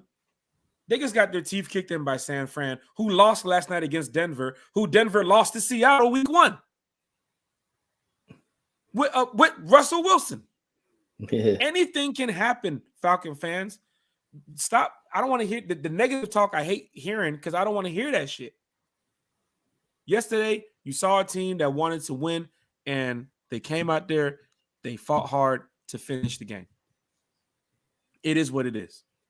Rick Carter, we need the run and control the clock, win close games. You're going to need that on Sunday. You're going to need that on Sunday. And at this point, like I said, I need CP. If Damian come back next week or whenever he come back, I need CP getting 17 to 20 carries a game. I need it. It's working. Why the fuck would you deviate from that? If I see some split carry shit, like he just having 12 carries and then they bring Damian back, I'm going to be pretty pissed. You got to stick with what's going. So that's the key. Miss LC in the chat. Hey, y'all, I'm late to the party. You're never late to the party. I remember in the chat, she said her name is Sade. She said that. So you better be careful how you say it. Don't say it with a SHAR, Sade. I didn't say that. Okay, because they're getting on me right now. Like they're getting on me crazy right now. Country ass. Sade. Country. Go back and look at some of the first videos we did one time for the fan. I was butchering names. Go back and look at draft night when Arnold Ebiketie came out. I was like, Ebiketie. I was butchering names. I called him AK. I said, just say AK, motherfucker. What's 92's name? Notre Dame. I was like, Gandiji. Gandiji. Kiara's in the chat lyrics, mom. Some Falcons fans forgot who their team was yesterday, and you know what I mean. Yeah, because they're waiting for an opportunity for the team to lose so they can say, I told you so. Let me tell y'all something, Falcon fans. Y'all going to hear this shit a bunch from me on One Time for the Fan. I'm in the groups. I'm in the chats. I'm on the Twitter pages. I see the shit. I see what Falcon fans are talking about. You're going to hear a bunch of fans saying, I told you so. If we would have lost Sunday, you would have said, fans would have been like, we're taking. I want Bryce. Bryce Young. TJ. Will Anderson. Shit. I say the same thing. If we lose Sunday, they're going to say that tank shit. They're going to find a problem. They're going to do that tank shit. And that's those fans. And then you have the other fans on the other side of the fence that are saying this. Oh, we won. We messed up our draft. What? So wait a minute. Hold on. Let me hear this. You guys want us to lose so you can tweet and post, I told you so. And you guys are mad because we won because it messed up our draft in week 3. Hold on. Let me write this down. Preach. I need you to preach. And then here come the real deal, Falcon fans. We won. Let's get back on track. Let's win again. Let's go beat the Browns. Practice. Coach, get it together. Wow. Y'all got Pittsburgh. Keep it working. Let's go. Let's go. Let's do it. We're going to show up on Sunday. We're ready. We're going to tailgate. We're going to party. We're going to go beat those damn Browns. Then we're going to go beat the Bucks. Then you got those fans. You got those fans. Every fan base has this, Falcon fans. Yeah, I'm the one that's saying like this. We're going to go beat the Browns. We're going to go beat Brady. We're going to go beat the 49ers. We're going to Cincinnati. We're going to dub Cincinnati in Cincinnati. I'm going to drink bourbon right there by the water. Then we're going to go beat the Chargers. Then we're going to go beat the Panthers. Then we're going to go beat the – they got fans like me. When we lose, oh, man, we lost. How we lose? Oh, man. Get them next week. We'll get them next week. Ain't no damn draft position. Ain't no tanking. None of that goddamn team. We don't do that. We don't do that here. But none of y'all with that negative shit is finna walk into that room with every one of those coaches. One of y'all bring that negative talk to the Flowery Branch. Walk in that locker room with all the coaches, all the coaching staff, all the players, and go to each and every one of them and say, y'all are trash. Y'all finna lose all these games. And see how you make it out that damn locker room. Them players do not want to hear that shit. They tune out the negativity. They do not want to hear that shit. And right here on One Time for the Fan, we don't want to hear that shit either. We don't want to hear that. And I was telling not saying y'all doing it. Y'all ain't doing it. I was telling the fans from Montana State, like, this is what we do. And it was like, I love that. I love how y'all do it because people don't even care about Montana State like that. And they said that's why they listen to Ryan and Ryan because they call it like how it is. Shout out to Rick Carter said, yes, sir. Love it. You speak the truth. Man, if we get to all the comments, we're going to be here all night, man. So I want to be in here too late. I know everybody's chatted up. What we will do, like how we always do, we will go to the chat and respond to the comments on the One Time for the Fan page right after we're finished. I see the comments coming in about Ridley. I don't think Ridley is a part of the future of what the Falcons are going to do. Seeing Terry, that picture with those red eyes when he's on the phone on the plane just has me thinking like, Ridley can't be a part of this. He could have, and it would have been nice. Ridley, so Patterson, Pitts, London. You could have put me at quarterback. You know, he still be on the team next year, like his contract rolls over type deal, I think. But that's to be decided at another date. He'll probably get traded. Who knows? That's it. We'll leave that out there. We will cover that one day. One Time for the Fan. Let's go ahead and wrap this up. Wednesday show is an hour. We're just so excited the Falcons winning. We're hitting an hour and a half now. Bodie's breakdown will be back on Wednesday. And, of course, with the Falcons win, going up against the Browns on Sunday at home in the Benz, Falcon fans get there early, be loud, be proud to represent those Falcons who just came off of a rough West Coast trip. They've been out there for about 12 days or so. Welcome them back home to the Benz. Get loud. They want to see that. They want to see the fans back in the building. Tickets are not expensive. And get off your damn phone. Because I was in there in Seattle. I couldn't find a phone. I'm telling you, that's how you got to get out there and get loud. But, Bodie, Wednesday's going to be a great show. But before we get up out of here, do you have anybody who gets a game ball? Could be one player, 2 players, 3 players from Sunday. Thea said rather Bodie at quarterback. Bodie's like 4'3", ain't you, Bodie? Bodie's like Kyle Murray. This man, no, I got a strong arm. You know what I'm saying? I've been working out. I've been working out. Yeah, tell that man to shut up, man. I can do it. Hey, I can throw the ball on the run. I know that. I'm scrambling for my life out there. They put goddamn. Bodie, before we get up out of here, do you have anybody who gets a game ball on Sunday? Offense, defense, 1 player, 2 player. Let's keep it less than 3 players. We don't want to name all 53. All 53 get the game ball. Number one, let's get that out the way. The coaches, everybody, because when you put together a game plan to finish 4 quarters, everybody gets the game ball. But there's some special players in between the 53. Maybe a coach. It could be Freddie the Falcon. I heard he was at the damn tailgate over here watching the game. What game ball do you have to give out and to who? I mean, I could do the cheap route and go to obvious players that showed their ass on Sunday. I mean, if you have to, go ahead, because we understand what the win is. 27-23.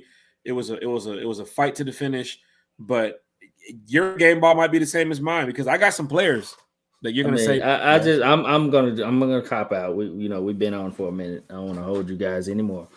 Game ball offense, goddamn CP. I mean, CP 84. Man, he's just running his ass off, and I'm proud of him because he ain't played running back like this. He's an exclusive running back right now, and he's running his ass off. He's finding them holes, and the O-line shit. Game ball to the O-line. There you go. You want me to get original? Game ball to the O-line. They open holes for that guy. Defense, game ball to damn old man Grady. Grady out there showing his ass this year. Okay. And I know that was probably your game ball. I see you sit up. I saw you sit up. Mama Jarrett was like 2 rows in front of me. Mama Jarrett. Yeah. I saw you sit up. He going crazy out there. He's going crazy. Game ball to Grady, man. Grady showed his natural butt out there. He played his butt off. So there you go. Get that bonus with the O-line. That's that game ball too. They played well. Kobe Gossett. Look at him. I mean, he gave up a sack, but he played pretty good. And then to hear the news that Elijah Wilkinson will return to practice on Wednesday, so we hope to have him back on Sunday, which is good. No Myles Garrett is looking like for the Browns. I don't know what their defensive line can do without Myles, but Myles is a big part of that defense. And I mean, like, he is. Aaron Donald, Cam Jordan, every player has one for their defense. He's that guy.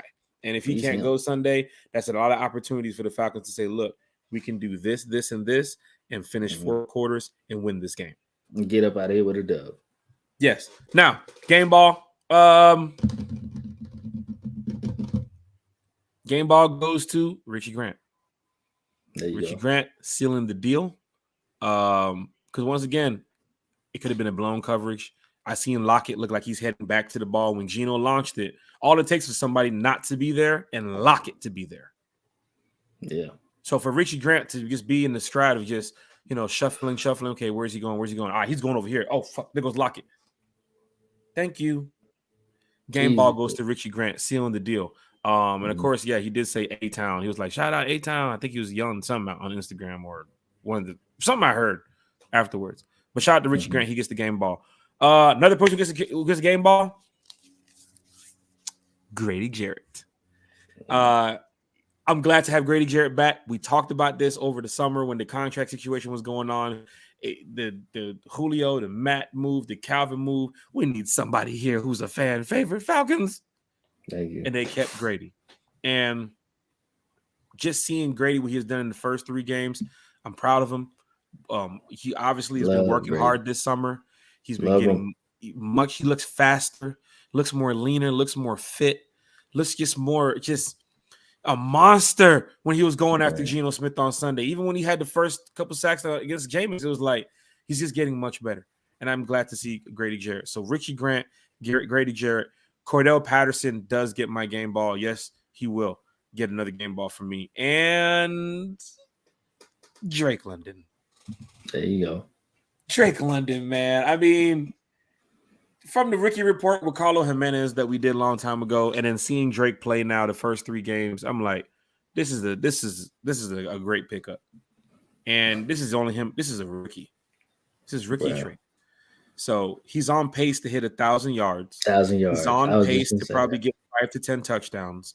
And if they do have a Pro Bowl, he's probably going to be your second Pro Bowler. Grady and London and Patterson. That's your third Pro Bowler right now. You got 3 Pro Bowlers on your team right now. Look, all we do is breed rookie 1,000-yard receivers. That's what we do. Everybody, our rookies. We're gonna draft another one and give him 1,000 yards. Like we just them. Two years in a row. I think Drake's gonna get 1,000 yards, man. I think besides OZ, Drake is probably his favorite receiver. He loves him some Drake. Yeah, he loves him some Drake, and it's shown in 3 games. Now, those y'all might say, why didn't Kyle Pitts get a game ball? I'm just picking 4 people. I just told y'all everybody gets a game ball before we mention this. But these are a couple players that we mentioned who just went above and beyond, I think, in that game. Kyle Pitts did too as well, but Drake, London, the touchdown, that hit the right analog real quick and hit that juke move, and then to stiff arm somebody backing up into the end zone. They're going for the ball. They're trying to make, man, come on, man. We're going to do a little quick hot take.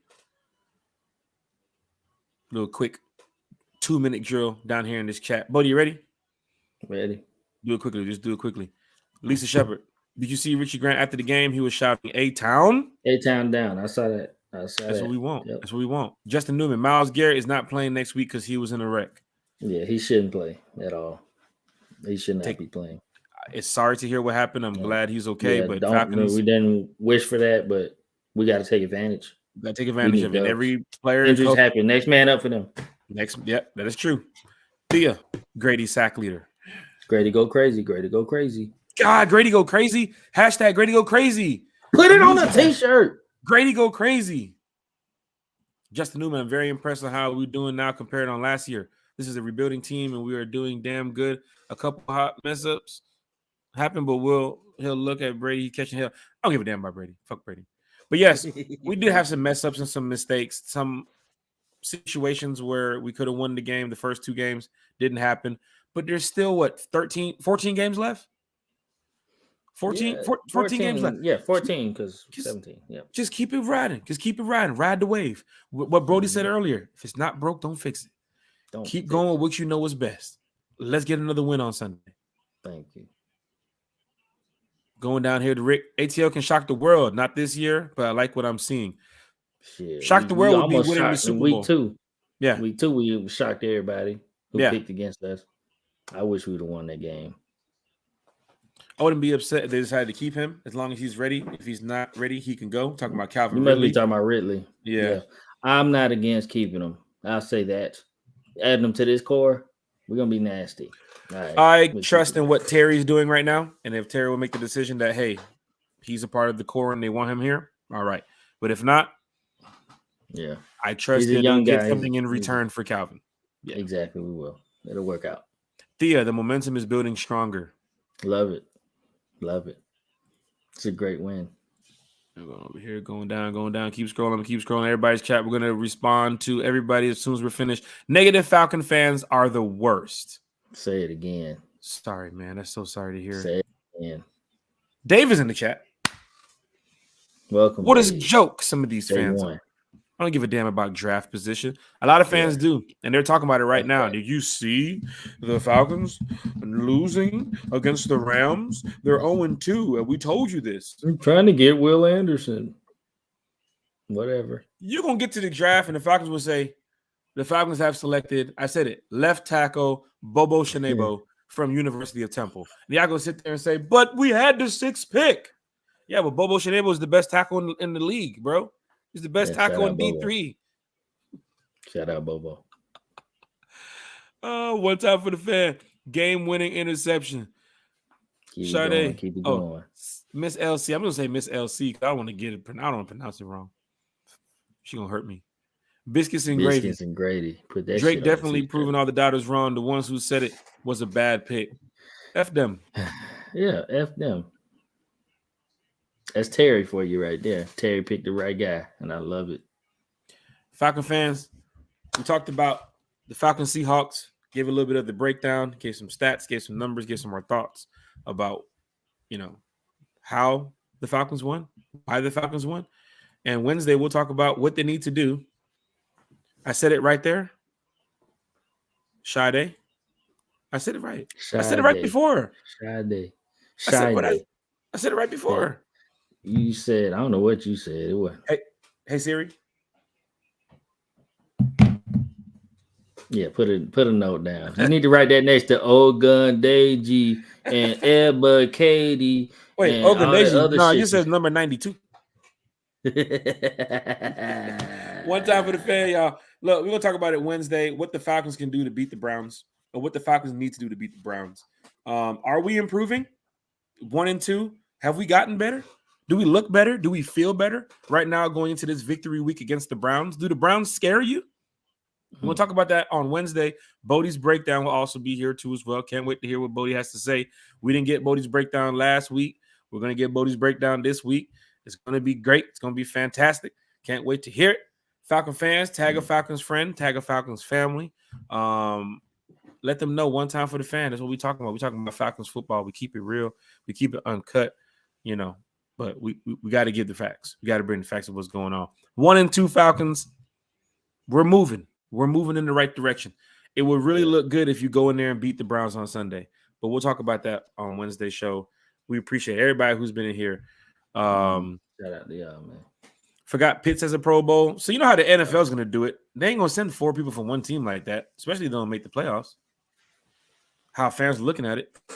But Pitts can probably have that year too where he would probably be a Pro Bowl player. Sorry. Then Pitts need another 1,000 yards, or he need like 12 touchdowns. They're not gonna give him love like that. But Drake is eating. We'll see. Drake's eating, CP's eating, and Grady is eating. Off rip. We'll see. CP, Kyle just got active in week 3 now. So unless he goes off and gets 200 yards next game, I can see it. I need him to score a damn touchdown in America. Shit. And I think that tight end screen, that bubble screen that they ran, they wanted Kyle to score because you ran that on like a second down play when you didn't even have to do the bubble screen. And they had Kyle Pitts. Gotta go. Get off me. Go. Oh, hey, and I'm sitting over watching like, I'm calling he's about to score. I'm calling it. Guaranteed. Kyle Pitts scoring Sunday? Pitts touchdown on Sunday. I can see it. Cleveland's defense doesn't have nobody to cover him. It's kind of like Seattle without missing Jamal Adams.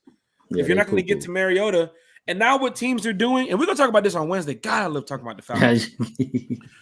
Let's leave at least some for Wednesday. Man. We got to leave some for Wednesday. Teams are now realizing if you can't get to Mariota in the first 3 to 4 seconds, you might as well just drop back. Because Mariota literally is having time to just against Seattle. I know they sent some pressure, but there was a couple times when Mariota was like, okay, what we got here? Let me go over here. Nope. Let me go over here. It's been a while since we've seen that, Falcons fans, but we came away with a win. Big dub Monday.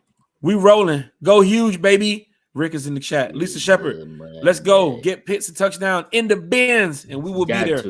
One time for the fan will be there. We can't wait to talk Falcons football with y'all on Wednesday. Bodie, any shout outs before we get up out of here?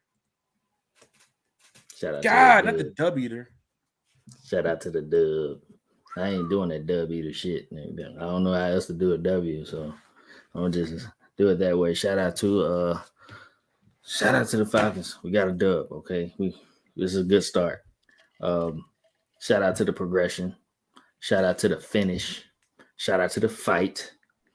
Shout out to all of that, man. They did it. They brought it. They went to Seattle. Got it. It's not easy to win there. I don't care who they got a quarterback. Me, you, damn, this cup on this table. I don't give a damn. It's hard to win in Seattle.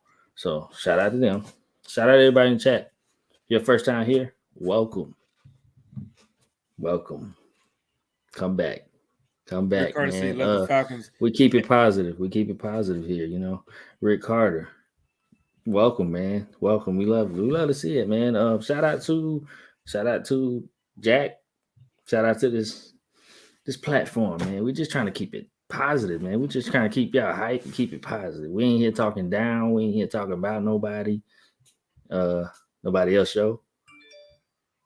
We ain't here talking about nothing. Sheesh. You know, we just chilling. We chilling. So yeah, that's it, man. Zantega, bring this prediction back on Wednesday. We'll do some predictions too as well. Pitts gets 3 touchdowns Sunday. Biggest prediction is that the defense holds the Browns to 70 yards rushing. Hunt and Chubb to 70 yards rushing. Bring that back on Wednesday. Let's talk about it. I'm sure the chat would definitely want to hear about it. Facebook user, great show. Who are you, Facebook user? Shout out, Facebook user. Tell us your name. Yeah, here like to play a game. Are you a Falcons fan? That's funny. Did he just delete his account like just now? Shamika. She. Shamika. Shamika, man, I got like a. Oh, Shamika, what's up, Shamika? What going on? Rise up, rise up. That's a diehard Falcon fan right there. Rise up to you, Shamika. Hit that like button, hit that share button. Everybody who's in the chat. Once again, we're 2 subscribers away. Yeah, I know. Yep, Sade. I know who that is. Yeah, that's Shamika. Yeah, that's what I saw. I saw a Facebook user. I was like, "Are you the feds?" Damn. I'm sorry. I thought they just typed something and just deleted their Facebook real quick. I was gonna say, hey, I'll delete the Netflix account. I apologize. I've been running the damn scheme on the shit. I understand. I'll delete the card. Not the Ponzi's Netflix scheme. Shit. Shout out to Freddie, Shamika. One time for the fan. You already know we're in here every Wednesday, every Sunday. But we had a little pop-up show tonight. Couldn't get to y'all last night because I was in Seattle enjoying a victory. But now it's time to get back to the Bends. We'll be in there on Sunday, and then we're off to Tampa next week. So please tune in for One Time for the Fan on Wednesday. Bodie's breakdown. We'll get to the Falcons, Browns. What can we do to win? Which I'm sure we should walk out of there with a win. 2-2 going up against Tampa next week will feel really good. This is an opportunity to get back on track. This is an opportunity to get right back on track, and it's not the Chiefs you're playing on Sunday, or it's not the doggone. What, the Bills? I can't believe I have to say the Bills in 2022. Or it's not the 3-0 Dolphins or the 3-0 Eagles. It's the Browns. No Watson, probably no Myles Garrett. If you contain Chubb and Kareem Hunt, you might get some things going. So let's see what the Falcons got. Let's bring it to the table on Wednesday. Let's talk about it. And I need everybody in the chat to get your tickets for Sunday. Don't be sitting at the house. Get your ass in that Benz. Get your ass in that Benz. I just came from Seattle. I just told y'all what happened. It was sitting in there. It wasn't on the phones. That's why they're so loud, because they're not on the phone. They over there. They're yelling and screaming. They're screaming at everybody else. And then when the Seahawks get the ball, they get quiet. And then when the Falcons get the ball, they start screaming. So I don't want to hear that y'all have to have a good team to come up in the stadium, spend your money, and start screaming because the Seahawks were 1-1, and they know that they goddamn competing for a draft pick, and they were still in there, strength in numbers, yelling their ass off of raspberry beer. So I don't want to hear that nonsense on Sunday, Falcons fans. Be ready, be prepared. Let's get this dub. Bodie, we up out of here. You say your shout out. Shout out to everybody in the chat. Shout out to everybody who's tuned in. Once again, subscribe to the channel. One Time for the Fan. Can't wait to hear from y'all on Wednesday. Of course, we have our signature before we get up out of here. One time for the Atlanta Falcons. One time for that big win in Seattle. One time for every player on the team, organization, coach, staff, everybody. Arthur Blank. This is what we do it for. We do it for the Falcons. One time to Bodie. One time to all the subscribers and everybody in the chat. I'm your host, Jack Spade. We'll see y'all Wednesday. One time for my daughter who's learning how to write her letters over here on the wall. So there you go. Gotta go get her. One time for the fan. Oh, and one time for FIFA 23 that drops tonight. Most of my esports time is getting ready to be taken up. I know I got some people who's ready to get me on some teams. Rise up, Eric Parker. Rise up, big Eric. time Falcons fan, Eric Parker. It's always good to see him in the chat. Already. Talking Falcons football with us. Rise up to the old lady right here. Rise up to you. I see you.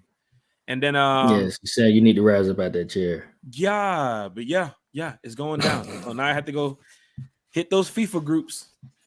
Go find me a goddamn a D1 team. So rise up to everybody. Shout out to everybody. We'll see y'all Wednesday. We took the crowns away. It's time for bed. Damn. Big Dub Monday. Yeah. Big Dub Mondays. We'll see y'all.